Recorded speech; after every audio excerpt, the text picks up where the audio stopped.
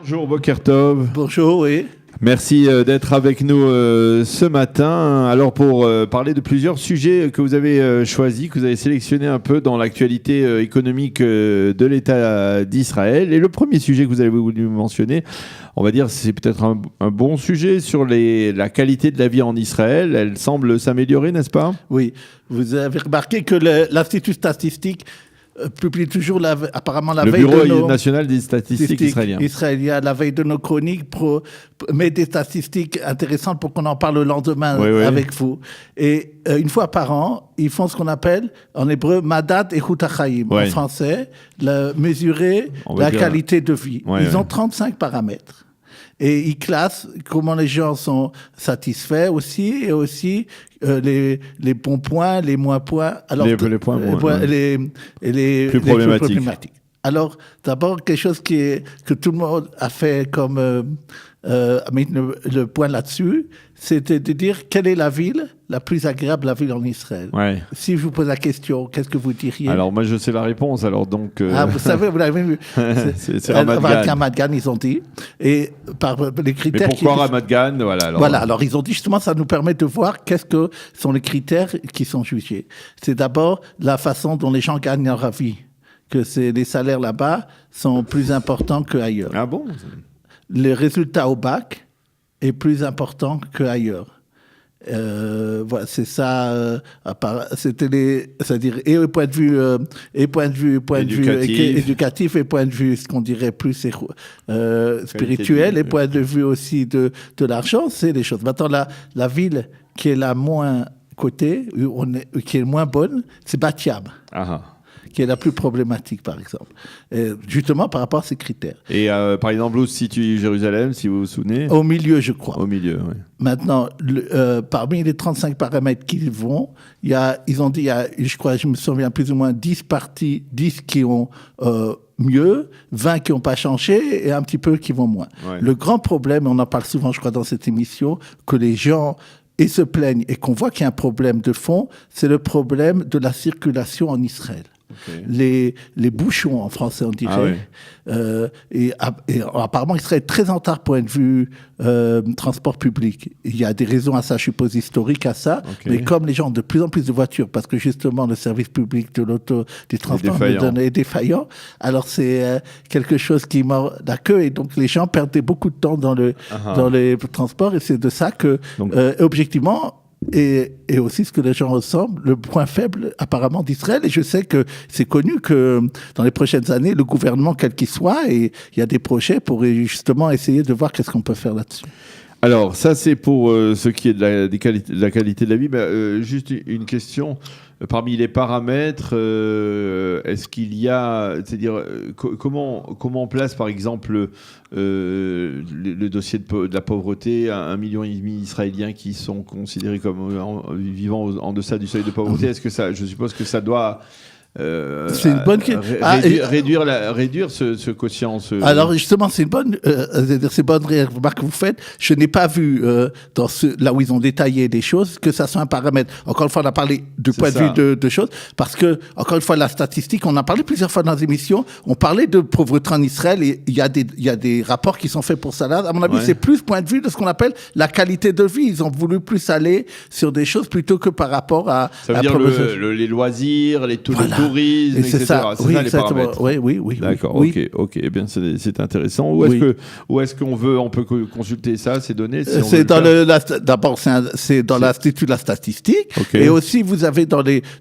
hier, ça a été publié dans tous les les journaux et les sites internet. Alors, on va parler maintenant de la baisse, en tout cas du coût des assurances vie, parce que c'est important aussi pour nous en Israël. On peut bien entendu contracter des assurances vie, mais leur coût a baissé. Pourquoi ? Oui, comme on en a parlé ici, celui qui est chargé, l'autorité qui est chargée de réguler toutes les assurances s'appelle Reshut Shuk HaHon. Oui. Il a un nouveau patron qui s'appelle Monsieur Bariket et il essaye de, apparemment, continuer ce que faisait Céline Guerre, qui était avant lui, de faire du consumérisme. Ça veut dire de faire que tout ce qui est assurance, ça soit mieux pour le public, même si ça doit énerver les entreprises qui offrent des assurances ou les agences d'assurance. Maintenant, il a fait remarquer aux compagnies d'assurance qu'en Israël, on vit plus longtemps. Oui. Et du fait qu'on vit plus longtemps, donc le risque dans une assurance vie, elle descend. Et donc, à partir du 14 février, donc c'est demain, je crois, il y a des nouveaux tarifs qui leur a demandé de tenir compte de ça, du fait que pour le calcul que doivent faire les compagnies d'assurance, ils doivent baisser le coût pour des gens qui veulent des assurances vie. Alors, d'après ce qui a été publié, c'est 2000 shekels par mois que les gens pourraient économiser. Par mois ? Par mois, c'est énorme. 2000 shekels par mois. Oui, ils ont parlé de dizaines de milliers de shekels que les gens pourraient, au cours d'une... Ça paraît beaucoup. Ça paraît beaucoup, mais d'après ce que j'ai vu, c'était des chiffres très importants. 30%, ils parlent de baisser les chiffres de l'assurance vie. Maintenant, je tiens à dire deux choses par rapport à ça. J'ai regardé, je suis toujours très prudent. Oui. Et je regarde quelle est la réaction des gens du métier d'assurance face à ce qu'il dit. Okay. D'après ce que j'ai vu dans ce qu'on appelle les talkbooking, comme on dit, les choses en bas, les internautes, et les internautes qui répondent, et surtout l'agence d'assurance, on dit qu'en vérité, ça, c'est quelque chose qui était connu par les entreprises, que le coût est moins fort. Et qu'en fait, sans même besoin que M. Bareket, les gens qui demandaient à refaire ces derniers temps, à faire des assurances vie, avaient des réductions très importantes de toute façon de voir dans ces eaux-là de 30-50% par rapport aux tarifs officiels. Donc, il peut s'agir, c'est très difficile de savoir, il peut s'agir d'un coup de pub de la part de la Reshut Shuk Ahon, mais de toute façon, c'est très bien pour les gens qui sont, des gens qui voudraient maintenant prendre une assurance vie, qui sachent qu'il y a de toute façon cette mesure et qu'il faut qu'ils négocient par rapport à ça.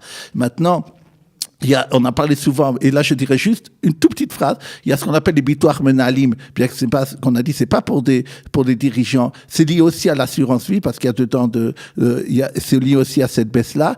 Il veut essayer aussi de lutter contre que les agents d'assurance prennent moins là-dessus.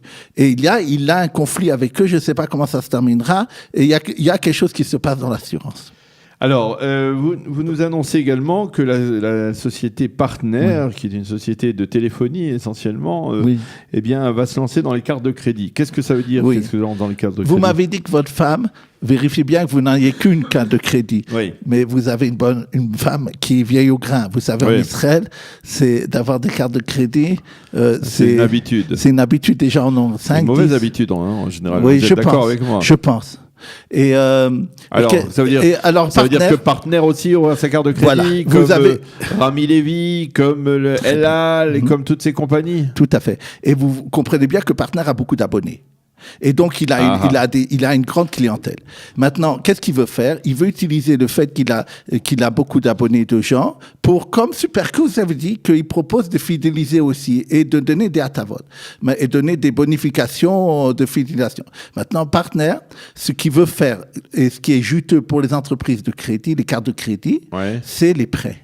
Il veut rentrer dedans, que les gens aient des cartes partenaires, qu'ils emprunteraient là-dessus. Et ça, on a parlé. Ils les font dépenser et ils leur disent après. Très bien, oui. On va vous aider à payer vos dépenses. On a parlé très souvent de ça en Israël et le gouvernement a fait une réforme à ce sujet, mais pour l'instant, ça n'a pas encore donné des fruits. Ou vous allez à la banque, vous avez un peu d'argent, vous dites, je veux le placer à la banque sans risque. Entre 0 et 0,5% maximum. Vous empruntez à la banque, ils vous demandent autour de 4-5%, voire dans les cartes de crédit 10%. Alors il y a une marge, et là il y a de l'argent à faire.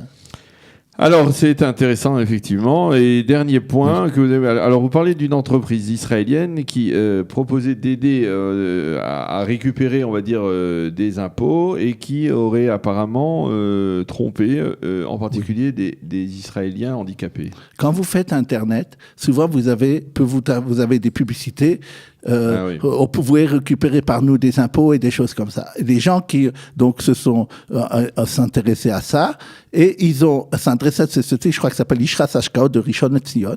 Et surtout ceux qui se sont adressés, ce qui est malheureux toujours, sont des gens qui étaient en difficulté, souvent des handicapés, des choses comme ça, qu'effectivement les impôts, parce que prévoient pour eux qu'on peut rendre une partie, puis c'est normal d'ailleurs. Oui, bien sûr. Et donc ils ont apparemment d'une partie été trompés dans ce qu'on leur a dit et peut-être mal eu le contrat. On leur a demandé tout de suite de l'argent pour ouvrir un dossier, et ce qu'ils n'avaient pas compris, ils pensaient qu'on va travailler pour eux et qu'après ils vont recevoir de l'argent des impôts. Okay. Or, apparemment, c'était pas comme ça. La seule chose qu'elle n'avait pas obligation de résultat du tout, la société, dans ce qu'elle disait, c'était juste d'essayer de voir si la personne avait le droit à rendre les impôts. Et alors les gens payaient au milieu même de l'argent, même après le début ils voyaient que l'argent n'arrivait pas des impôts.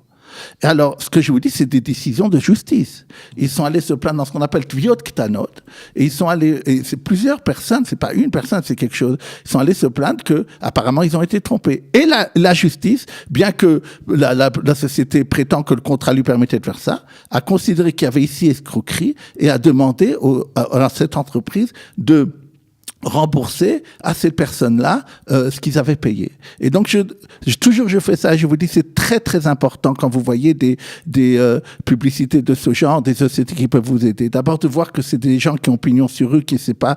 Il y a tellement on entend d'escroqueries comme ça qu'il faut qu'il faut alerter le public à ce niveau-là et ce Noholim.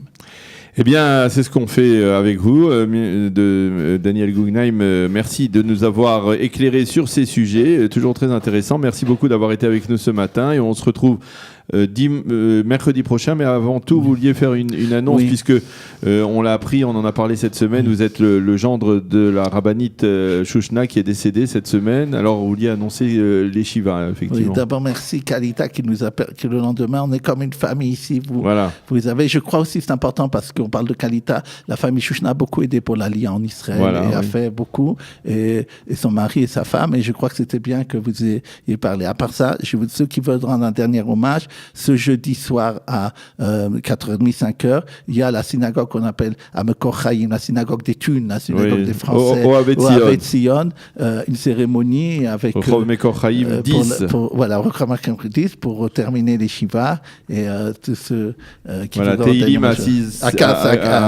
16h40 et Mincha à 5h. Voilà, et ensuite, et bien entendu, ce sera une occasion de rendre hommage à la rabbinite Shushna, qui est décédée cette semaine, l'épouse du grand rabbin Emmanuel Shushna, la fille du grand rabbin Rabbi Rachamim Naori, Zichronam Livracham. Merci donc Daniel de nous avoir rappelé cet hommage également.